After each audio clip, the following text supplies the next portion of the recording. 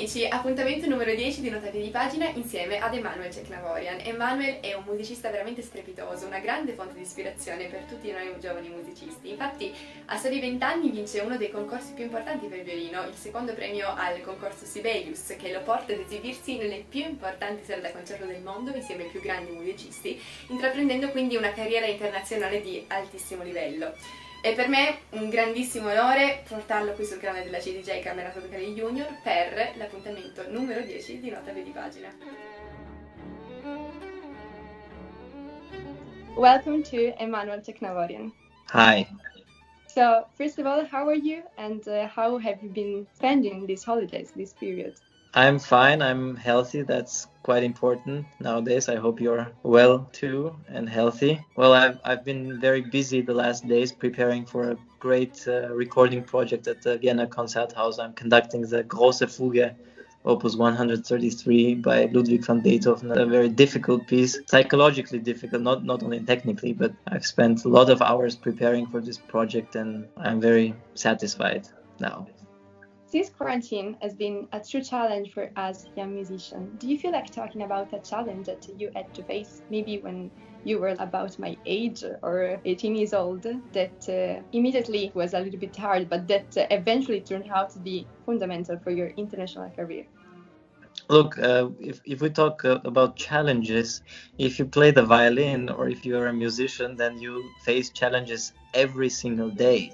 But I think also as a human being, if you think in that way and you're always a pessimistic person, then you face challenges all the time. Challenges and problems are always there, no matter if it's Corona or not. So if I remember my youth as a 12-year-old boy, I spent so many hours at school and then I had to practice and then I had to develop as a musician, and now traveling, having no time to eat and sleep, and then you go on stage and you have to deliver something.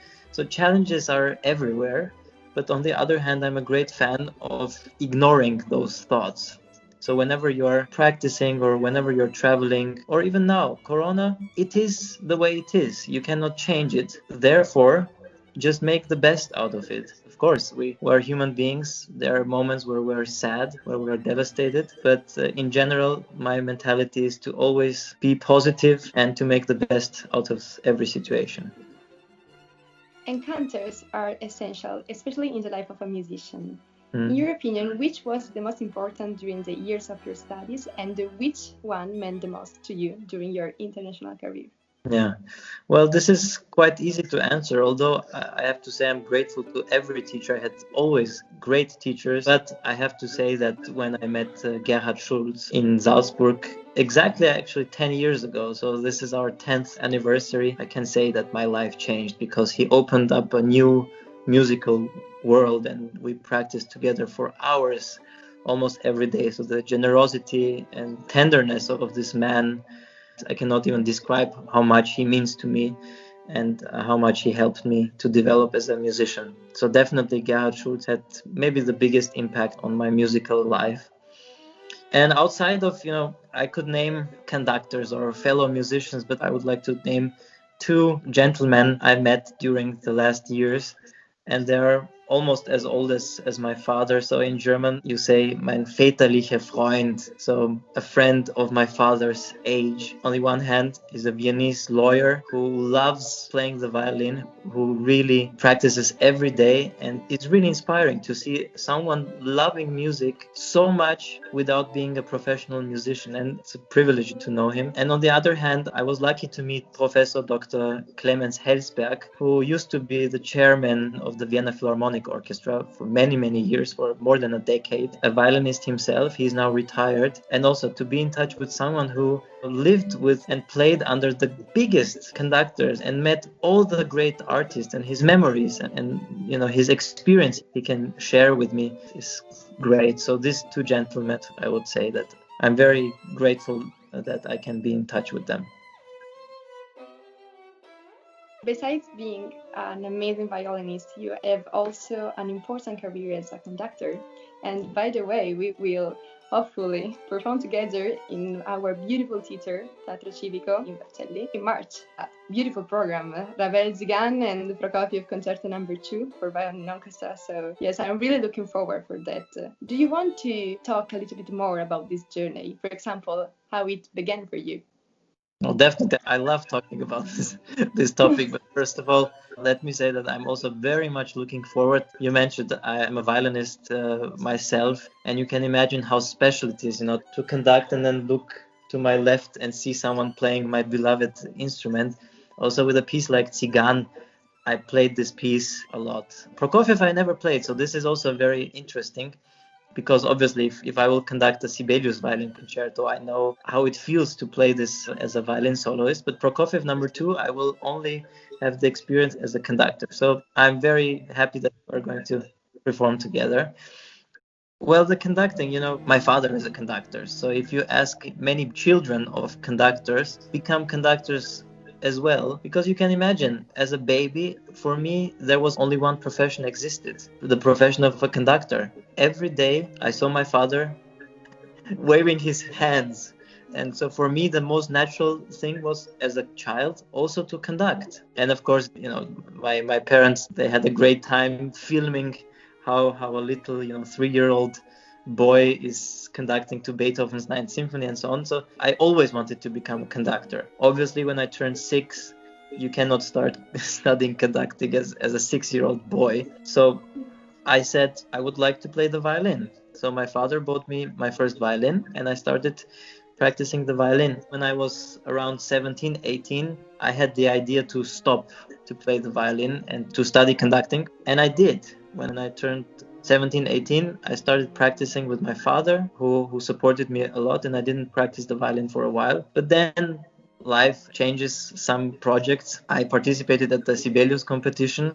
I won the second prize. And suddenly I had hundreds of concerts as a violinist. And I was very happy to play the violin. I still loved to play the violin. But the conducting idea was always there. And it just naturally happened that I started conducting again, I think 3 or 4 years ago.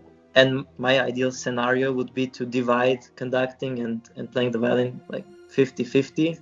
Which will be very difficult, obviously. But let's see. I hope to fulfill my dream. As you see, super excited. I just had the orchestral rehearsal, and wow, to just give an upbeat and to get an orchestral sound is also something very special. I want to do both, not at the same time. So not to, play and direct. I don't like doing play and conduct, and I will never do that. For me, it's 2 different worlds.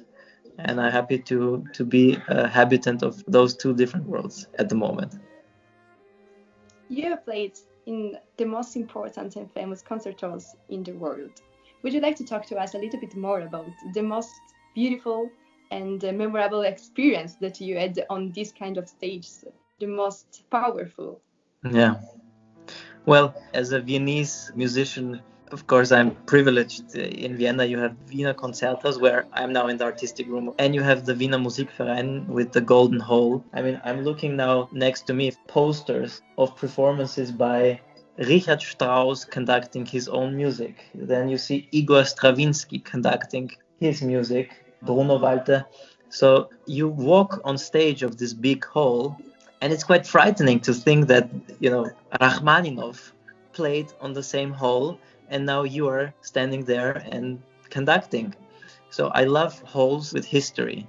I very much enjoy playing in historical halls. I'll never forget, I played in Bucharest, in Athenaeum, and then someone told me, yes, this is the music stand Ravel always used when he conducted in Bucharest. So, you stand next to a music stand that Ravel already used. On the other hand, there are great new halls, fantastic new halls. I remember the Elbphilharmonie in Hamburg. I first visited it in summer 2017. The opening of the hall was just 2 months ago. It's so exciting. The walls are so fresh, a different atmosphere. I'm equally happy to play in a traditional and a new hall. What I can also mention at this point is that I'm not very picky about the acoustics, because some musicians have nightmares about playing in a bad acoustics. You have to be prepared. You have to be always prepared. If it's dry, then you have to immediately adjust. If you're playing in a church, then you have to be flexible as well. Although every acoustic, even if it's dry, well, then make the best out of it. Now we're jumping again to the first topic. So yes, concert halls, all of them are different. And it's not bad to try to find the beauty in every room you play. Thank you, Emmanuel, for dedicating us this moment. It was amazing, and I'm really looking forward to performing Vercelli. No, thank you, and I'm very happy about our friendship. We met in Torino when I was playing with the Rai Orchestra, the Sibelius Violin Concerto. And as you know, as a young musician, you visit a city, you don't know anybody. You came to the artistic room being so enthusiastic and being so welcoming, and I'm more than happy that I visited Vercelli and I experienced this incredible atmosphere of the festival. And yes, I'm very much looking forward to our next encounters and that we're going to make music together. And thank you for the great interview. Thank you, Emmanuel.